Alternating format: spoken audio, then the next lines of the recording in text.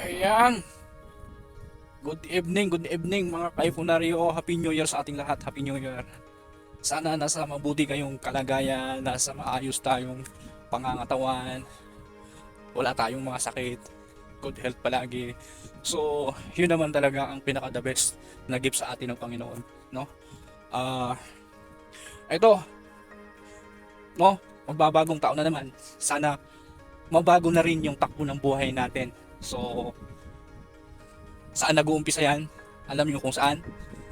Sa sarili nyo, sa pag-iisip nyo, no? Kasi kung hindi nyo babaguhin yung pag-iisip nyo ngayon, kung ano yung ginawa nyo kahapon, at ganun pa rin ang ginagawa nyo ngayon, so, ah, ganun pa rin ang magiging result. So, dapat may baguhin na tayo at may gawin tayo na pagbabago para sa sarili natin, no? Hindi lang para sa sarili natin, para sa pamilya natin. So, kasi yung pagbabago, hindi naman para lang sa atin, no? Para mismo yan sa ating mahal sa buhay. Mga anak natin, no? Sa pamilya natin. So, yun lang ang hiling ko itong bagong taon na sana meron kayong gawing bago sa sarili ninyo. So, ganun din ako, no?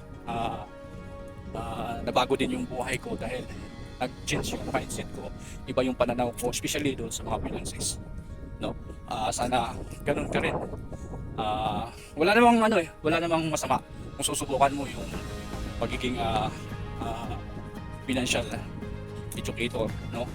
As a IMG member.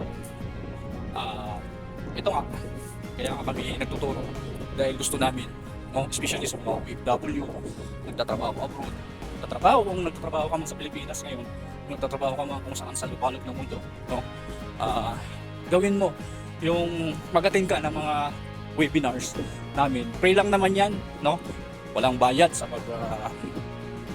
attend ng mga webinars. So, kung gusto mong makapag-attend, contact mo lang ako, message mo lang ako para mabigay ko sa iyo yung buong detalye about doon sa mga webinars.